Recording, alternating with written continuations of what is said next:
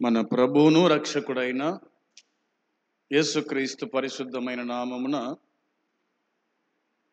కూడి వచ్చిన మీ అందరికీ వందనాలు తెలియజేయుచున్నాను. దేవుని వాక్యమైన బైబిల్ నుండి తెసలోనిక 2వ పత్రిక 3వ అధ్యాయము 4వ వచనాన్ని చదువుకొని ధ్యానం చేద్దాం. దేవుని యందలి ప్రేమయు క్రీస్తు చూపిన ఓర్పును మీకు కలుగునట్లు ప్రభు మీ హృదయములను ప్రేరేపించునుగాక. ప్రార్థన చేసుకుందాం. ప్రేమగల తండ్రి, పరిశుద్ధుడు అయిన దేవ, మీ పాదములకు వందనాలు, స్తోత్రాలు, కృతజ్ఞతలు, స్తుతులు చెల్లించుకుంటున్నాము. కనికర సంపన్నుడా, కృప చూపే దేవా, నిన్న నేడు ఏకరీతిగా ఉన్న మా పరలోకపు తండ్రి, మీ పరిశుద్ధమైన పాదములకు వందనాలు, స్తోత్రం చెల్లించుకుంటున్నాము. ఈ దినమందు నీ సన్నిధి మాకు ఇచ్చినందుకు ఈ స్తోత్రాలు. కూడి వచ్చిన వారిని దీవించండి, ఆశీర్వదించండి. చదువుకున్న లేఖన భాగాన్ని జ్ఞాపకం చేసుకో ప్రభువా.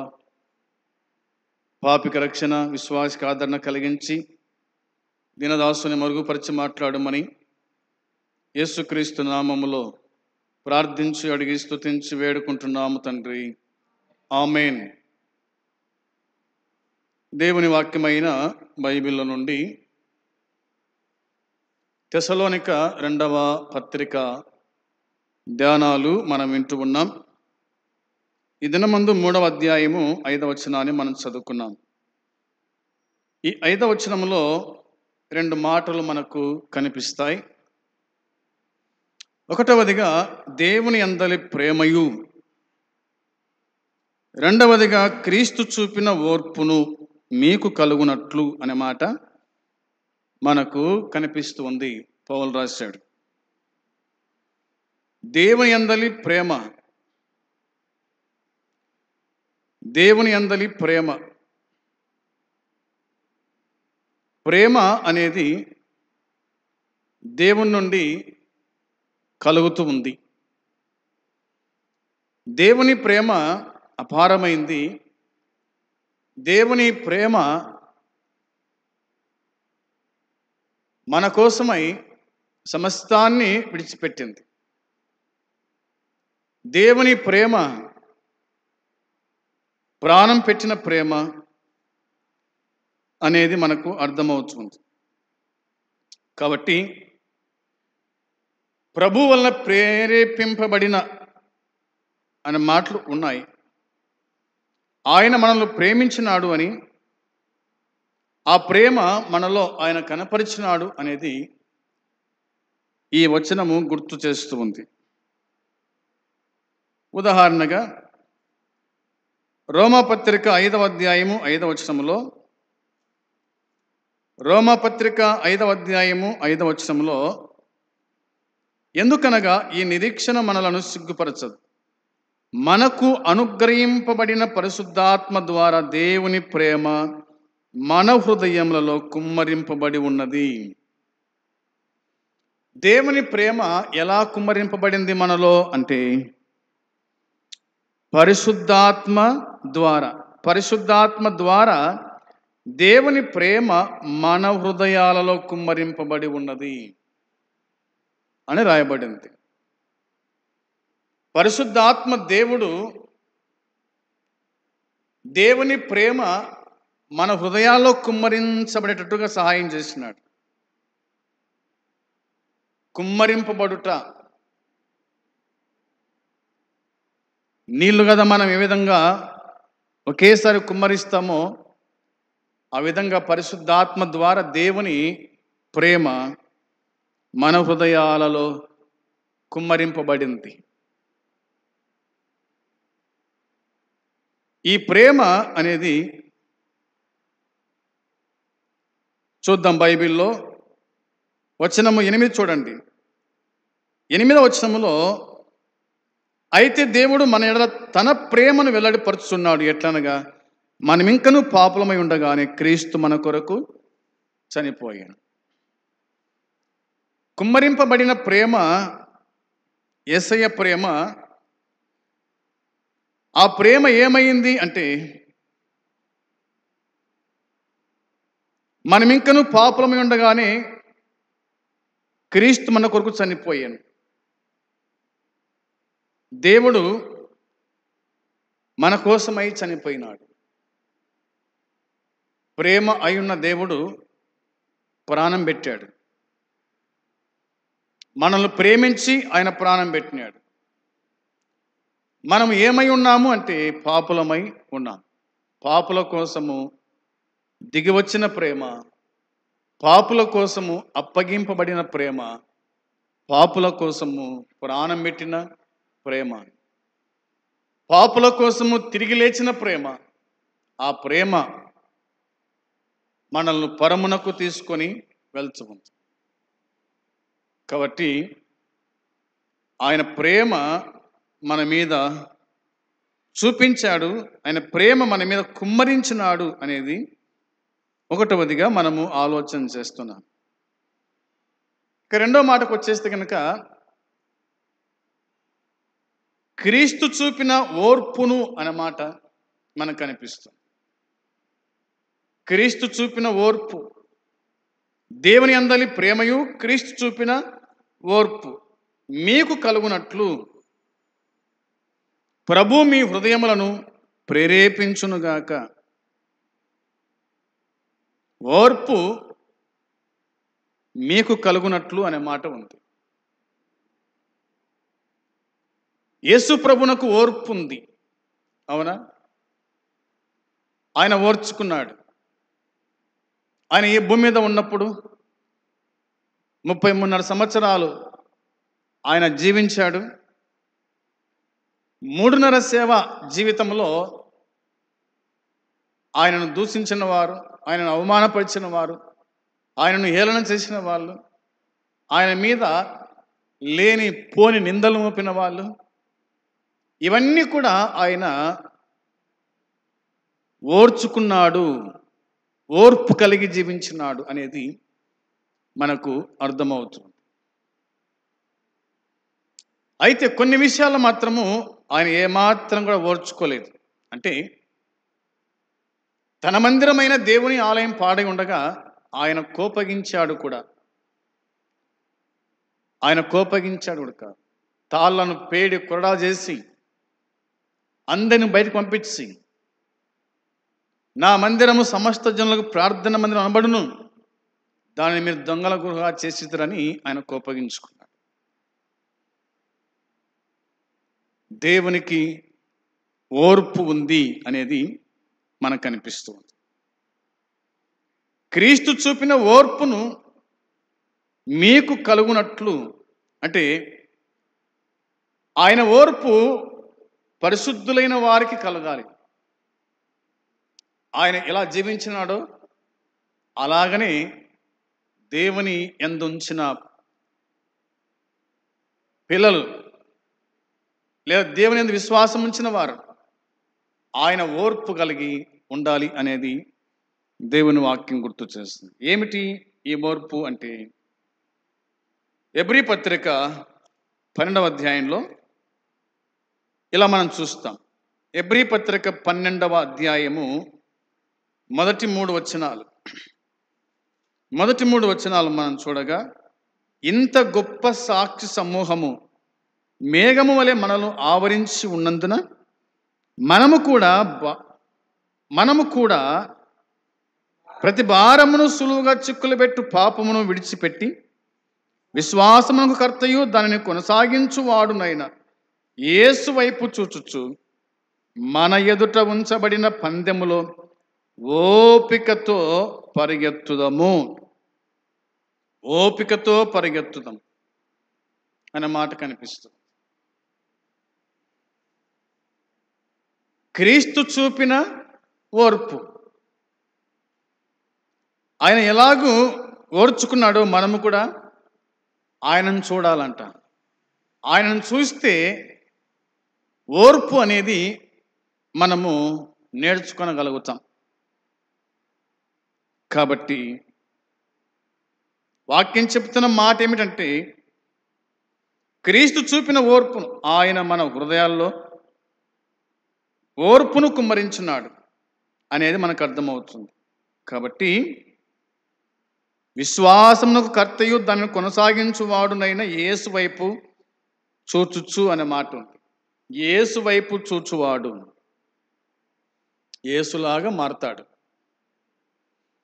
యేసు వైపు చూచువాడు యేసులాగా మారతాడు. శిలువలో దొంగ యేసు వైపు చూసినాడు, యేసులాగా బతకాలనుకున్నాడు. యేసు ప్రభువును అడిగాడు, యేసు, నీవు నీ రాజ్యంతో వచ్చినప్పుడు నన్ను జ్ఞాపకం చేసుకో అన్నాడు. అతడు కూడా యేసులాగానే మారినాడు. అంటే యేసును చూడగానే అతనిలో మార్పు వచ్చేసింది.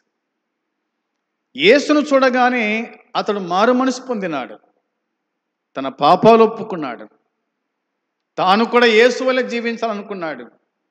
అందుకని యేసయ్యను అడిగినాడు, నన్ను జ్ఞాపకం చేసుకోయ్యా అన్నాడు. ప్రభు వెంటనే అన్నాడు, నేడే నీవు నాతో కూడా పరదైసులో ఉంటావు. అంటే యేసు వైపు చూచినప్పుడు ఎంత ఘోర పాపి అయినా, ఎంత దుర్మార్గుడైనా, ఎంత దొంగైనా ఏం కావాల్సిందే? మార్పు చెందాల్సిందే. మార్పు చెందాల్సిందే. ఆయన చూపు దయగల చూపు, ఆయన కరుణామయుడు, దయామయుడు. ఆయన పాపుల కోసం వచ్చాడు అనేది మనకు అర్థమవచ్చు. ఈ దొంగ యేసయ్యను చూడగానే తనకు అర్థమైంది, ఈయనకు ఒక రాజ్యం ఉంది, ఈయన రాజు అని తను అర్థం చేసుకున్నాడు. ఎట్లా అర్థం చేసుకున్నాడు? ఆయన ఏమైనా అందంగా కనిపించినాడా తనకేమైనా శిలువలో ఉన్నప్పుడు? అవునా? యేసు ప్రభు శిలువలో ఉన్నప్పుడు దొంగనే కొంచెం బాగున్నాడు, కానీ యేసు ప్రభు మాత్రం ఎలాగున్నాడు? రక్తసిక్తమై ఉన్నాడు. శిరస్సు మీద ముళ్ళకిరీటం పెట్టినప్పుడు రక్తమంతా కూడా కారిపోయింది. యేసు ప్రభు ముఖము ఏ నరుడు కూడా చూడలేకపోయాడు, అంతగా వికారమైంది. చేతుల్లో చీలలు ఉన్నాయి, వీపంతయు గుడక నాగడిసలు దున్నబడింది, రక్తచిత్తమైపోయింది. కాళ్ళు చూస్తే అందులో చీలలు కొట్టేసినారు. అతనిలో ఎట్లా మార్పు వచ్చేసింది అంటే, కింద ఉన్నవారు ఆయన గురించి మాట్లాడుకుంటుండగా ఆయన నిజంగా దేవుడే అని, ఆయన నిజంగా దేవుని కుమారుడే అని, ఆయన నిజంగా రాజు అని, ఆయనకంటూ రాజ్యం ఉందని తాను గ్రహించగలిగినట్టుగా మనం చూస్తాం. యేసు ప్రభు ప్రేమ తాను చూడగలిగాడు. తండ్రి, వీరేమి చేయుచున్నారో వీరు ఎరుగరు కనుక వీరిని క్షమించమని ప్రేమతో పలికినటువంటి ఆ స్వరాన్ని తాను వినగలిగినాడు. అమ్మా ఇదిగో నీ కుమారుడు, కుమారా ఇదిగో నీ తల్లి అనే ఆ స్వరాన్ని తాను వినగలిగినాడు. ఇలా చెప్పుకుంటూ పోతే ప్రభు శిలువలో పలికిన 7 మాటలు తాను వినగలిగాడు. కాబట్టి తాను మార్పు చెందాడు. ఆయన ప్రేమ యందు ఆయన ఏమై ఉన్నాడో, ఆయనకున్నటువంటి ఓర్పు సహనాన్ని తాను గుర్తెడిగాడు. అందుకోసమే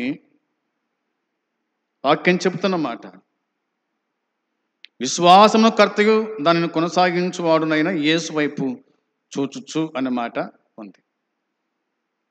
ప్రతి విశ్వాసి కూడా చూడాల్సింది యేసయ్యను. సమస్యలు కాదు, ఇబ్బందులు కాదు, కరువు కాదు, అవునా, ఇక ఏవేవో కాదు. యేసునందు విశ్వాసం ఉంచిన వాడు యేసు వైపు చూడాల. ఆయన వైపు చూస్తే సమస్యలు కాకుండా పోతాయి. ఆయన వైపు చూస్తే కనుక శ్రమలు దూరం అయిపోతాయి. ఆయన వైపు చూస్తే కనుక ఆయనకున్నటువంటి ఓర్పు సహనము మనకు గుడక వస్తుంది. కాబట్టి క్రీస్తు చూపిన ఓర్పు విశ్వాసులమైన మనము కూడా ఓర్పుగా ఉండాలి అనేది మనకు అర్థమవుతుంది. రెండవ మాట, మన ఎదుట ఉంచబడిన పందెములో ఓపికతో పరిగెత్తుదాము అనే మాట వ్రాయబడింది. ఎలా పరిగెత్తాలంట? ఓపికతో పరిగెత్తుదాం. మన ముందర ఏముంది? పరుగు పందెం ఉంది, అవునా? మన ఎదుట ఉంచబడిన పందెములో ఓపికతో పరిగెత్తుదాం. ఓపిక ఉన్నవాడు మాత్రమే పరిగెత్తగలుగుతాడు. ఓర్పు లేనివాడు పడిపోతాడు, పరిగెత్తలేడు. ఎంతవరకు పరిగెత్తాలి? ఎంతవరకు ఓర్పు ఉండాలంటే చనిపోయేంత వరకు ఓర్పు ఉండాలి. దేవుని రాకడ వరకు ఓర్పు ఉండాలి అనేది మనము గుర్తుంచుకోవాలి. కాబట్టి మన ఎదుట ఉంచబడిన పందెములో ఓపికతో పరిగెత్తుతాం, ఓపికతో పరిగెత్తుతాం అనేది మనకు అర్థమైంది. 10వ అధ్యాయము 23వ వచనంలో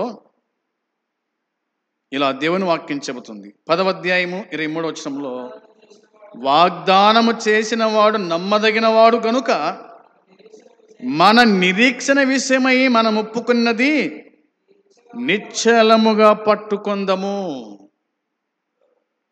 అన్నాడు. వాగ్దానము చేసిన వాడు నమ్మదగిన వాడు. మన నిరీక్షణ విషయమై మనం ఒప్పుకున్న దాన్ని నిశ్చలముగా పట్టుకొందము, నిశ్చలముగా పట్టుకొందము అని అన్నాడు.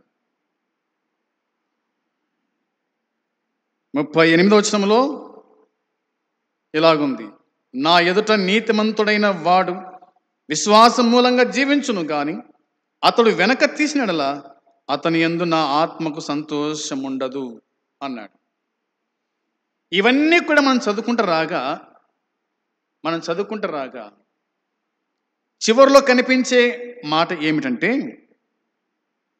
నా ఎదుట నీతిమంతుడైన వాడు విశ్వాసం మూలంగా జీవిస్తాడు.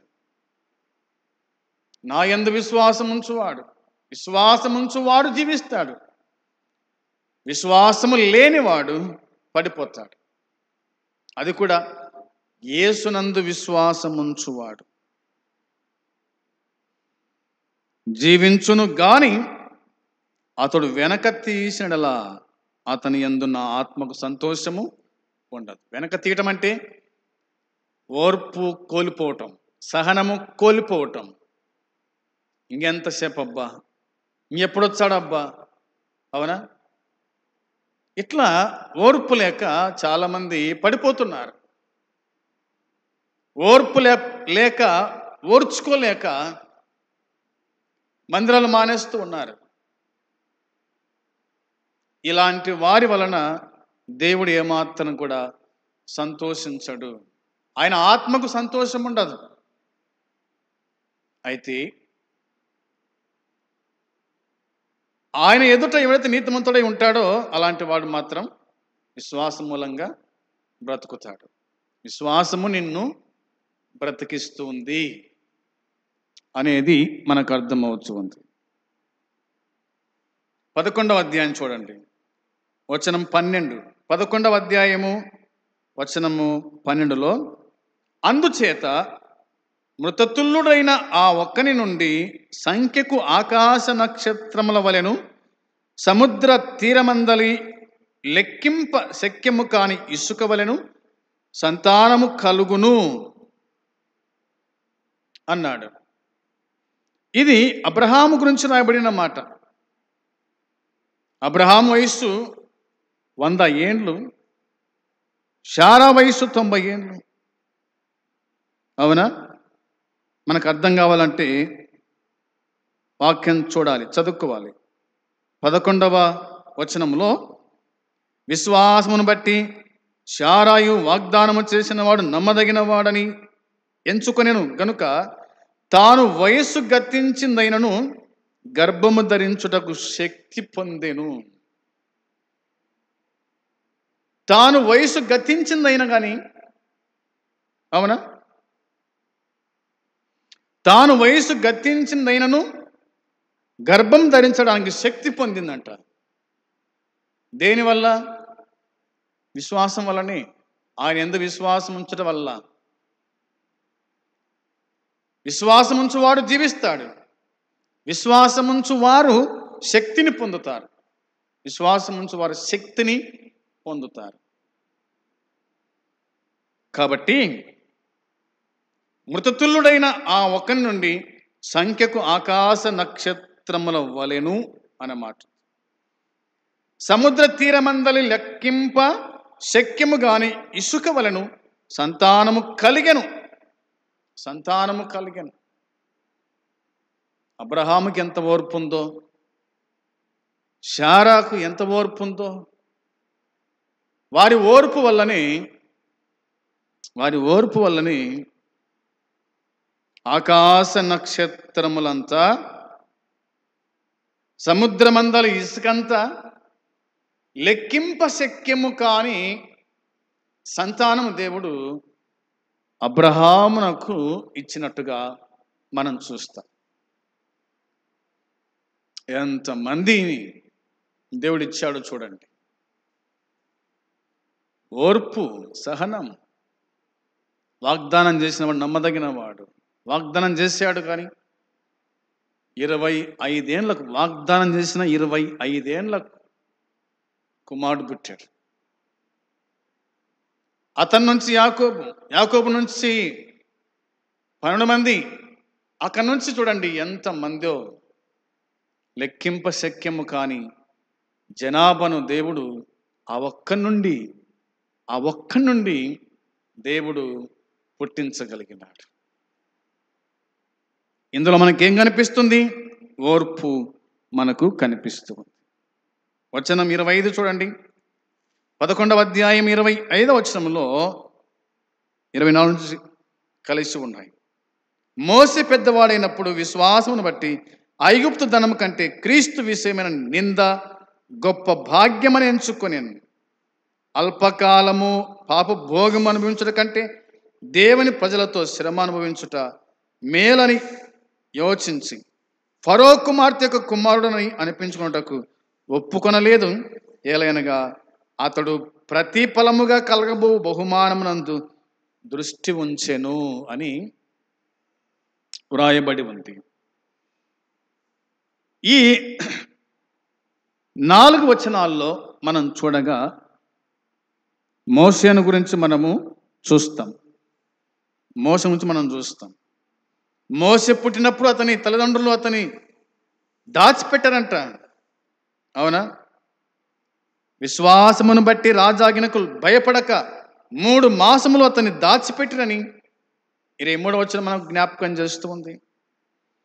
మోసే పెద్దవాడైనప్పుడు విశ్వాసం బట్టి ఐగుప్తు ధనము కంటే క్రీస్తు విషయమైన నింద గొప్ప భాగ్యమని ఎంచుకొని, ఐగుప్తు ధనము కంటే క్రీస్తు విషయమైన నింద గొప్ప భాగ్యమని ఎంచుకున్నాడంట.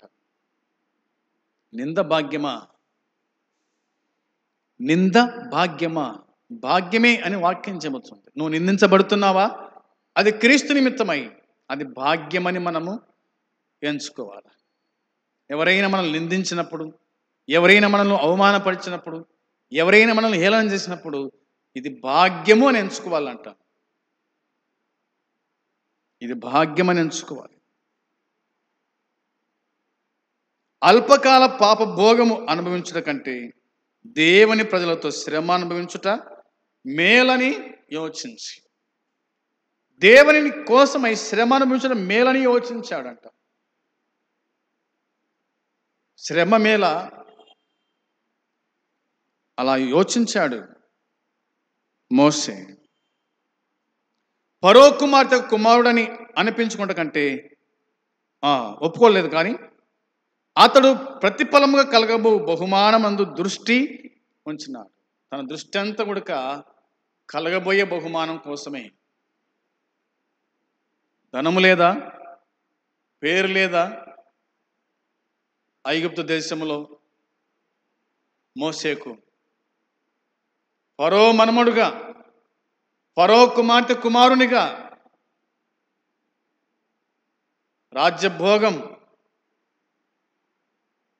డబ్బు, ధనము, బలగం, పేరు, హోదా ఉన్నప్పటికి కూడా దీన్నేది కూడా మోసే ఇష్టపడిన వాడు కానే కాదు, ఆశించిన వాడు కానే కాదు, ఇష్టానుసారంగా జీవించిన వాడు కాదు, నా జీవితం నా ఇష్టమైనట్టుగా బతికిన వాడు కానే కాదు. కలగబోయే బహుమానం కోసమై దృష్టి ఉంచినట్టుగా దేవుని వాక్యం మనకు జ్ఞాపకం చేస్తూ ఉంది. ఎబ్రీ పత్రిక 13వ అధ్యాయం 13వ వచనంలో, ఎబ్రీ పత్రిక 13వ అధ్యాయం 13వ వచనంలో, కాబట్టి మనమాయన నిందను భరించుచు శిబిరము వెలుపలికి ఆయన యుద్ధకు వెళ్ళుదాము అనే మాట కనిపిస్తుంది. ఎబ్రీ పత్రిక 13:13లో వ్రాయబడిన మాట, మనమాయన నిందను భరించుచు, మనము ఆయన నిందను భరించుచు. ఆయన మన కోసమై నిందను భరించినాడు, మనము కూడా ఆయన నిమిత్తమై నిందను భరించుచు శిబిరము వెలుపలికి ఆయన యుద్ధకు వెళుదాం అన్నమాట. ఆయన యుద్ధకు వెళుదాం. క్రీస్తుని వెంబడించడం అంటే శిబిరం వెలుపలికి వెళ్ళాల్సి ఉంటుంది. క్రీస్తుని వెంబడించటం అంటే శిబిరం వెలుపలికి వెళ్ళాల్సి ఉంటుంది,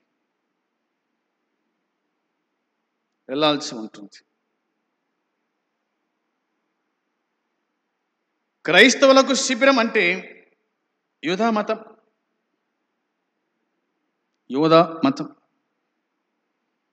తనకు అది ప్రపంచం, దానిలో పాపపు బహిష్టమైనటువంటి సంతోషాలు, దైవ రహితమైనటువంటి విలువలు, లోక సంబంధమైన గమ్యాలు ఉన్నాయి. మనము క్రీస్తుని వెంబడించాలన్నా, ఆయనతో సహనం లేదా ఆయనతో సహవాసము కలిగి ఉండాలన్నా, ఆయన స్నేహితుడిగా ఉండాలన్నా, ఆయనతో గుర్తింపు పొందాలన్నా, ఆయన ప్రమాణాలకు, ఉద్దేశాలకు మన సమర్పణ లోకములో ప్రకటించుకోవాలన్నా, క్రీస్తు అవమానములో మనము కూడా పాలు పంచుకునేవారుగా ఉండాలి. క్రీస్తు అవమానములో మనం పాలు పంచుకునే వారుగా ఉంటేనే మనము శిబిరం వెలుపలికి వెళ్ళగలుగుతాం. అవునా?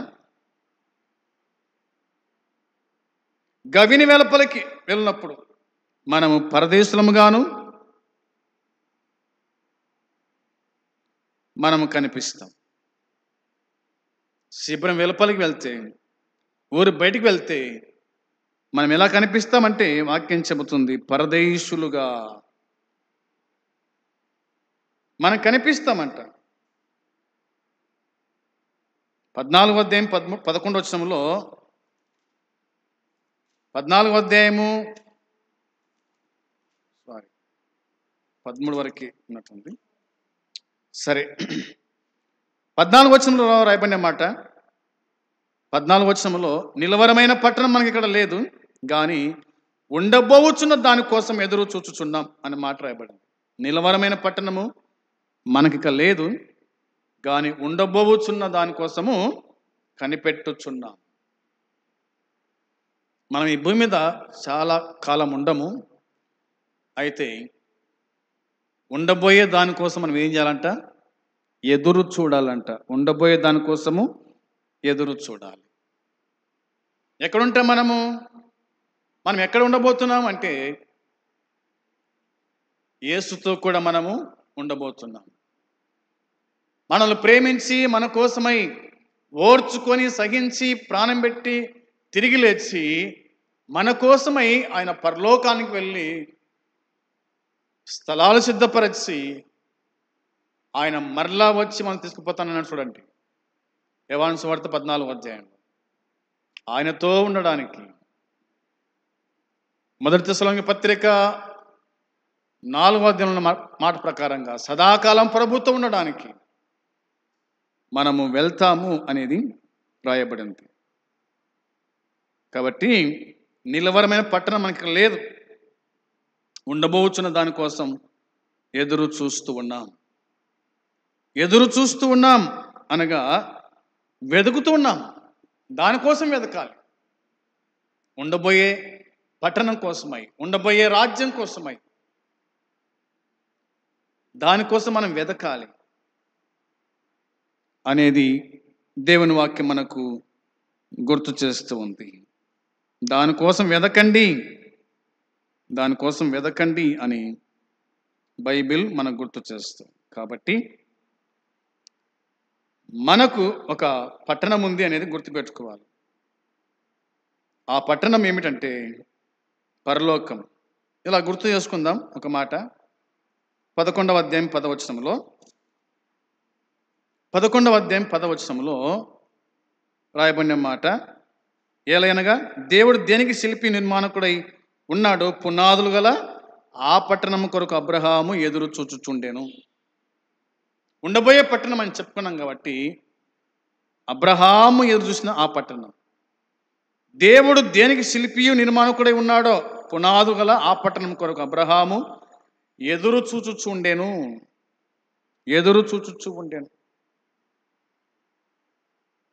ఎదురు చూస్తున్నాడంట.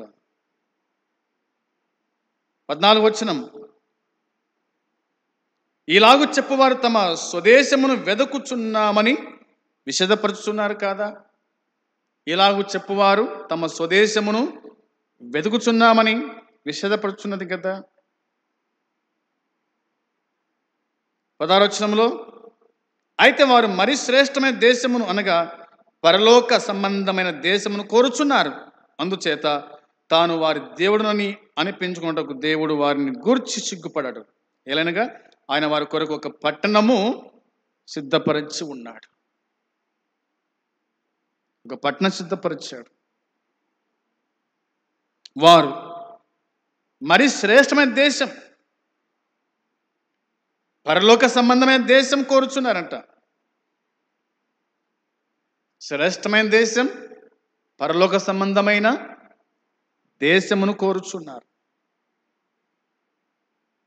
అందుచేత తాను వారి దేవుడునని అనిపించుకోవడానికి దేవుడు వారిని గురించి సిగ్గుపడడు. ఆయన వారి కొరకు ఒక పట్టణాన్ని సిద్ధపరచి ఉన్నాడు. ఎవరి కోసం ఇవన్నీ కూడా అంటే ఆయన ప్రేమలో ఆయన ప్రేమించిన వారు, ఆయన కోసమై ఓర్చుకున్న వారి కోసమే ఈ పరలోక పట్టణం, ఆ దేశం దేవుడు వారి కోసం సిద్ధపరిచినాడు.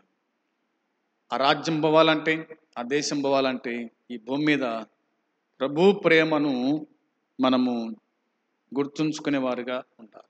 ఆయన ఓర్చుకున్నటువంటి ఆ ఓర్పును మనము గుర్తుంచుకోవాలి. ఆయన మీద ఉమ్మి వేసిన, ఆయనను కొట్టిన, ఆయనను తిట్టిన, అవమానపరిచిన, 2 చేతులు పట్టుకొని ఈడ్చుకొని పోయినా, ఆయన శిరస్సు మీద ముళ్ళకిటం పెట్టి కట్టెతో కొట్టినప్పుడు, కొరడా దెబ్బలు కొట్టినప్పుడు, శీలలు కొట్టినప్పుడు ఆయన ఓర్చుకున్నాడు. అలాగే ఓర్చుకున్న వారికి ఆ పట్టణం, ఆ రాజ్యం, ఆ దేశం, వారి కోసమే ప్రభు ఆ దేశాన్ని సిద్ధపరుస్తున్నాడు. ఆ విధంగా మనము కూడా ప్రభువులాగానే ప్రభు వైపు చూస్తూ ముందుకు సాగుదాం. మిగిలిన విషయాలు ప్రభు చిత్తమైతే మరలా ధ్యానం చేసుకుందాం. ప్రభు తన వాక్యమును దీవించునుగాక. ఆమేన్. ప్రార్థన. ప్రేమగల తండ్రి, మీకు స్తోత్రం స్తుతులు చెల్లించుకుంటున్నాం. చెప్పుకున్న ఈ మాటలు దీవించి ఆశీర్వదించండి. విన్నవారి హృదయాల కార్యం జరిగించండి, మా హృదయాల కార్యం జరిగించండి. నీ ప్రేమ, నీ ఓర్పును మేము జ్ఞాపకం చేసుకుంటూ, నీ వైపు చూస్తూ మా ముందు ఉంచబడిన పరుగు పందెములు ఓపికతో ముందు కొనసాగట కృప దయచేసి కాపాడి సహాయపడుమని మా ప్రభు అయిన యేసుక్రీస్తు నామములో ప్రార్థించి అడిగి వేడుకుంటున్నాము తండ్రి. ఆమేన్. పరమందున తండ్రి ప్రేమ, మన ప్రభు అయిన యేసుక్రీస్తు కృప, పరిశుద్ధాత్మ సన్నిధి సహవాసం కూడి వచ్చిన మనకు సకల పరిశుద్ధులకు ఎప్పుడు ఎల్లప్పుడూ సదాకాలము తోడై ఉండునుగాక. ఆమేన్. అందరికీ వందనాలు.